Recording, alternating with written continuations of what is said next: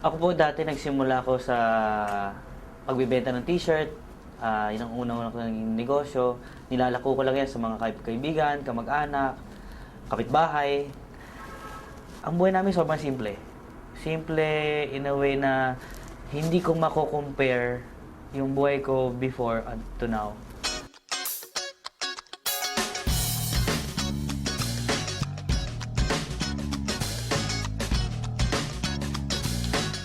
Hindi ko in-imagine na dadating sa punto na ganito kalaki pala yung pinag-uusapan namin dati. Nagsimula lang sa isang table na lilima lang kami, I think 6 lang kami, na yayaman kami. Alam namin kikita kami pero hindi ganito kalaki. Dito na nakukuha ko yung mga pangarap ko, dahan-dahan, yung mga sasakyan na dating laruan lang, dati litrato lang, dati pinupuntahan ko lang sa mga bahay-bahay ng mga kaibigan ko, tinitingnan ko. Lahat yun nagkaroon ako sa V-Mobile. Pati yung dream na condo ko before na sa Fort, umanda kami doon, sabi sa sarili ko, one day magkakaroon ako ng unit dyan. With V-Mobile, nagkaroon ako ng unit.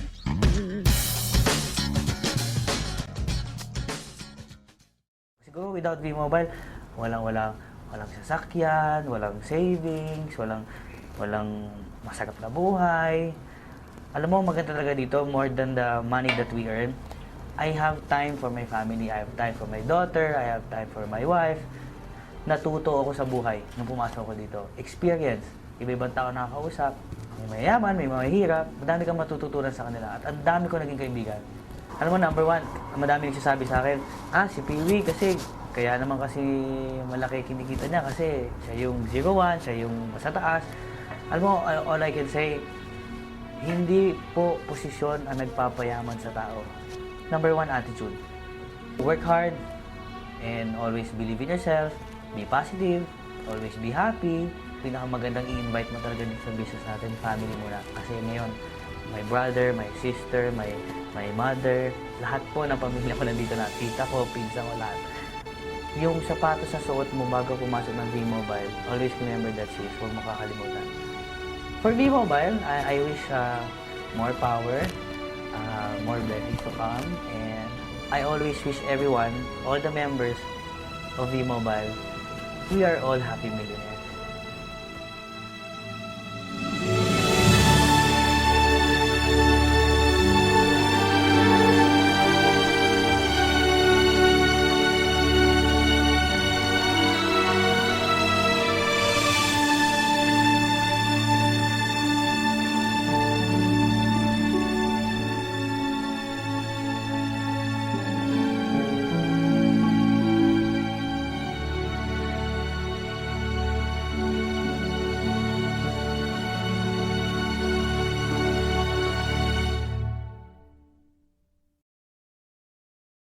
Ako po ay bahagi ng isang napakalaking pamilya.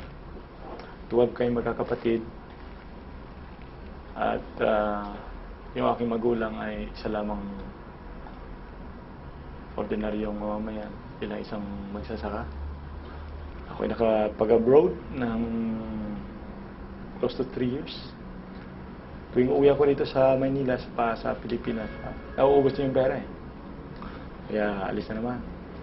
Ang nangyari, nag-surf ako sa internet. I came across with V-Mobile. Simula, wala kayong bahay. Nagkaroon ako ng mga property sa Palawan. Yung magulang ko nagkaroon ng lote. Unti-unting nagpatayo ng kubo. Hanggang medyo unti-unting gumanda. Sad to say naman na maraming, hindi naniniwala. Andun pa rin yung mentality sa traditional na, basta't ako'y nakaka-employ, okay na. Parang gano'n. So, ang ginagawa natin is, we're trying to show to them na ito na yung buhay ko ngayon, iba na. So, awa ng Diyos, nare-realize nila yun. Yung iba naman ay inspire. Madaling mag-join, madaling kumuha ng franchise, pero napakadali rin ma-discourage. At it's very easy to stop. So, I would say na kung talaga may pangarap ka, ay dapat you have the passion, drive, and determination. Kasi walang perfect na company. Walang perfect na technology, system. Ang tanging perfect lang is yung attitude mo. Just focus, be determined, have passion sa ginagawa mo. At gawin mo siya parang pleasure lang. yung mag-share ka ng magandang opportunity sa iba, don't make it a pressure. Make it a pleasure na wherever you go, whoever they are, in whatever opportunity you have to say it, to share it. V-Mobile is the best. Sobrang the best.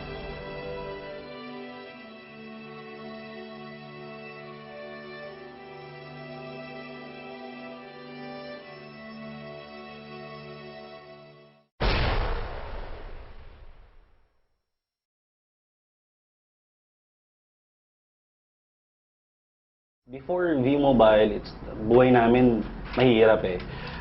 Galing naman po kasi kami sa pamilyang hindi ganun kayaman, hindi rin kami mahirap. Pero dumating kami sa point na challenge kami financially, it's because ang family ko hindi na rin kami kayang supportan to pag-aaral, kumbaga.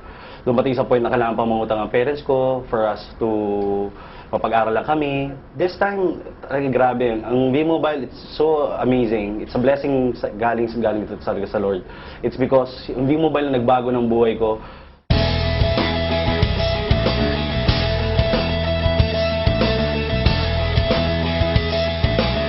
Lahat ngayon, nabibigay ko na rin sa parents ko.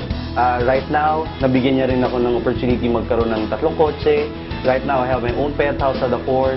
It's really a blessing kasi akala ko dati mahirap ang buhay. Ngayon, I can see, because of V-Mobile, anything is possible talaga. Just believe. Kasi alam naman natin, anything is possible with us. Kasi lahat yan binigyan na sa atin ng Diyos. It's just that, kailangan na talaga natin maniwala na anything is possible. Basta tayo naniwala, determine tayo sa isang bagay. You have a passion in what you're doing, that's simple. For those who believe nga, you can get everything. V-Mobile, I'm very thankful kasi ikaw yung naging daan para magbago ang buhay ko, not only me, but also my family. At the same time, here in V-Mobile, ang dami-dami na nagbagong buhay because doon sa ginagawa natin. So, keep it up. Maraming salamat po and more power po. Sabi nga nila dito sa V-Mobile, lahat kami dito, payaman.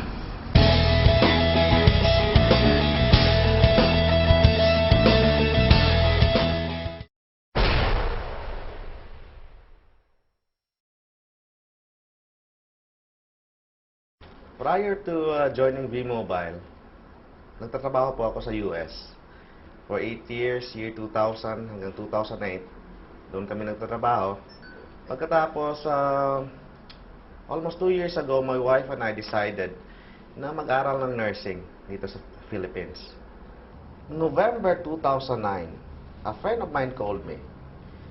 And he told me na mayroon pong magandang opportunity. Sabi niya sa akin, you're going to earn 30,000 a day, 210,000 a week, 900,000 a month. Doon sa US po, hindi po ako kumita ng 30,000 a day, $600 a day, hindi po ako kumita. Even though multiple companies yung tinrabahuan ko doon. So, it took me 3 months na tinignan ko yung business and the rest is history po. The rest is history. What's the point po? Kung yung kinikita mo doon sa labas, ikitain mo dito sa Philippines. Yan po. That's the beauty po of V-Mobile. For example, you're going to ask advice doon po sa mga taong kumita sa business. Huwag kayong mag-ask ng advice sa mga tao pong hindi kumita kasi ang sasabihin niyan sa inyo, negative. For example po, mag-ask kayo ng advice sa marunong mag-drive. Kasi kung doon kayo mag-ask ng advice hindi marunong mag-drive, eh anong silbi niyan? So for example, dito sa V-Mobile, dapat po doon kayong mag-ask ng advice sa mga successful people. Yan po yung advice ko. Stay focused on the business, then learn the business po. Play the game, win the game. Salamat kayo sa V-Mobile. Daghan kayo o mga tao na na-change, especially dito sa South, sa Mindanao, because of V-Mobile. Pasalamat po ni Mr. Esmael Benco for not giving up his vision sa Load Extreme. Salamat, sir. Mabuhay ang V-Mobile.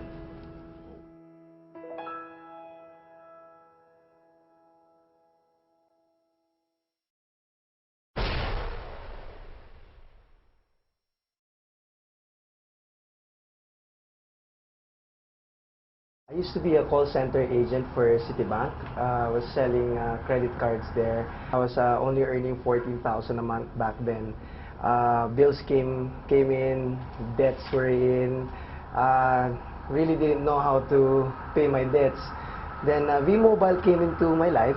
Na-invite ako ng friend ko. At first, I was pretty, skeptical about it, but I could see the big picture of V-Mobile. Just couldn't believe it that it's really possible that V-Mobile could really change your life from nothing to something. The only secret of millionaires would be they're happy. They feel good with what they have and they're contented with what they have. That's why they keep on getting blessings every day. Blessings come to them unlimited. It's because they're happy. They feel good. They do things that could really make them feel good. Like doing activities that would really uplift them. And of course, by doing that, by me feeling good and making my people feel good, at the same time, they attract what they call the law of attraction. They attract wealth, in a way, in such a, they get inspired with what's happening with me.